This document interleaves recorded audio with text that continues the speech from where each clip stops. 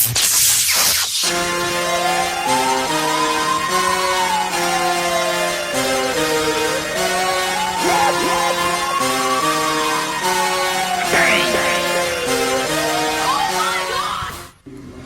Unsika memiliki beberapa divisi, di antaranya divisi sistem. Dan pada video kali ini, kita akan menyaksikan dan akan menonton bagaimana persiapan divisi sistem dalam mempersiapkan lomba KRTI 2024.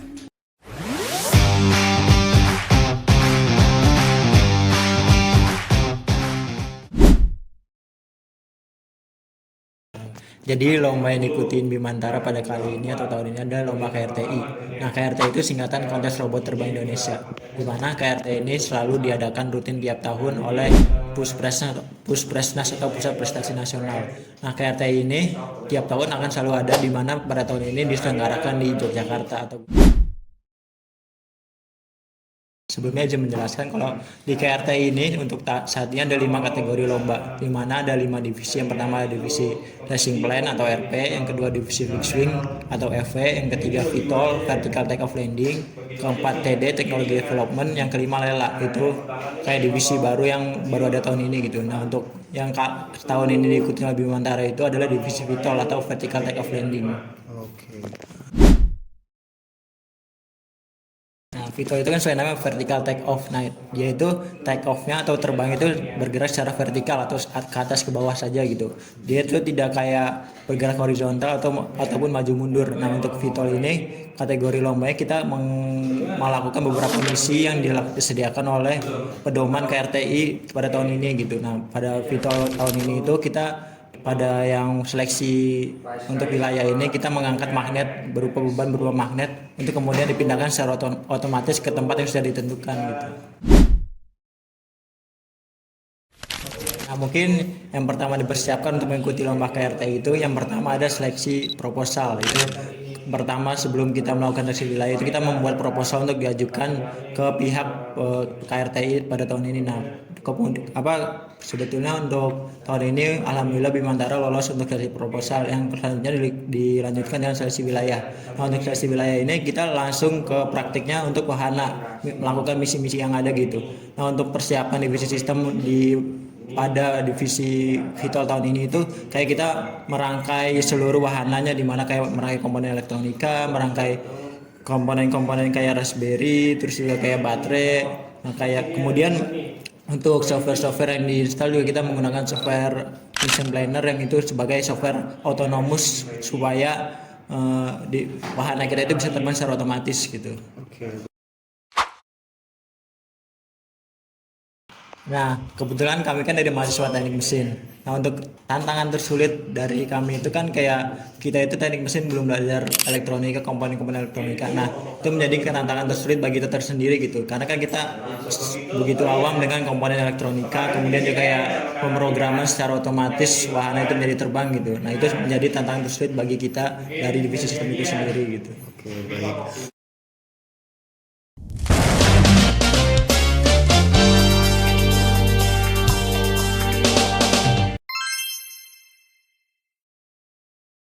Kalau dari kami divisi sistem untuk perakitan drone sudah sejauh 80%. Itu bagian assembly-nya. Namun kalau dari bagi sistem otonomus atau sistem terbang kendali otomatisnya itu sudah 70%. Untuk tes terbang sudah dilakukan sebanyak 2 kali. Namun yang pertama dan kedua itu masih ada kendala, dia masih hanya naik turun saja. Rintangan yang saya lalui ya, menurut saya pribadi rintangan yang dilalui dalam perakitan drone ini mungkin ya bagian mensolder itu kan butuh ketepatan dan presisi lah ya istilahnya. Itu takutnya ada yang tersambung, itu nanti terjadi arus pendek yang mana dapat mengakibatkan kerusakan pada sistem pada drone itu. Menurut saya dari kami dari divisi sistem untuk merakit dari awal sampai selesai itu untuk siap lomba sekitar butuh waktu sekitar 1 bulan untuk menyempurnakan agar bisa layak untuk uji terbang, dan juga itu sudah mengikuti peraturan yaitu otomatis terbang. menurut saya part yang rentan untuk rusak ya dari segi uji terbang atau tes terbang itu mungkin bagian baling-baling atau propeller, karena dia yang bertugas untuk menerbangkan si drone ini. Apabila gagal tes terbang maka baling-baling itu beresiko untuk patah. Lalu ada motornya juga, dia sangat rentan jika terkena benturan atau terkena collision dengan benda-benda lain. Lalu juga ada picksock sih yang kita rugikan, yang kita waspadai karena itu merupakan otak dari si drone ini.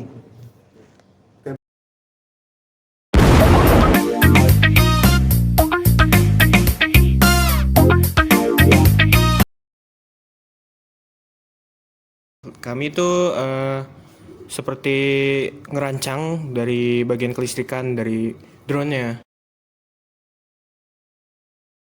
Oke, dari part drone-nya tuh ada motor atau burst motor, itu tuh yang buat muterin baling-balingnya. Lalu ada ESC, Electrical Split Control. Nah, itu tuh berguna untuk mengatur kecepatan dari drone-nya.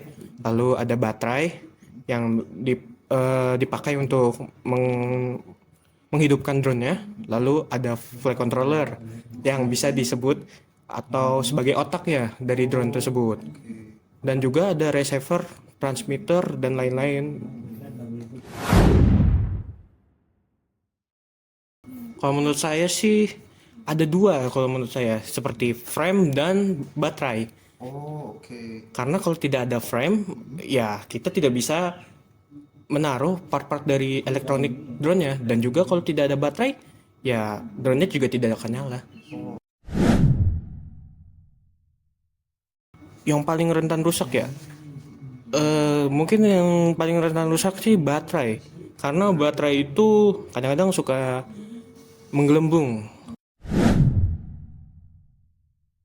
Mungkin untuk kesusahannya sendiri tuh 50-50.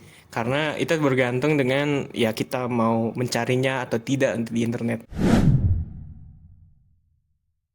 Nah, kalau tim Bimantara sendiri dari divisi sistemnya kita memakai mission planner.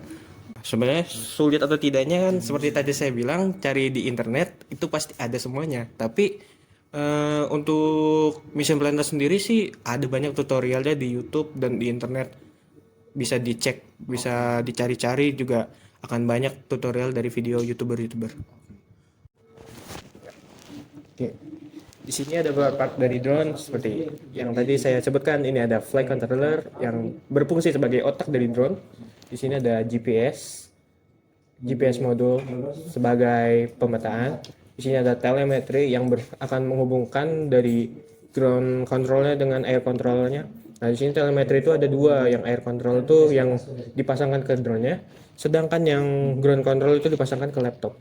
Lalu di sini ada ESC. ESC itu yang tadi saya bilang itu mengatur kecepatan dari putaran drone-nya. Lalu di sini ada motor brushless yang berfungsi untuk memutarkan baling-baling dari drone-nya. Lalu ada komponen lainnya seperti power distribution board yang berguna untuk menghubungkan daya-daya dari baterai menuju ke komponen-komponen lainnya. Lalu ada buzzer yang berfungsi untuk menjadi ini sebuah tanda atau simbol gitu. Kalau misalkan ada kendala atau ada kendala dari picksocknya atau flight controller ini. Lalu di sini ada safety switch button yang berguna untuk menghubungkan menyalakan ini. Ada yang ini terikat ya itu ya. Oke, lanjut di sini ada receiver yang mana ini untuk menghubungkan dari remote ke drone-nya. Lalu di sini ada baterai dari drone-nya yang dipakai untuk menjadi sumber daya dari drone-nya. I'm walking down this road of mine, this road that I call home, so am I wrong?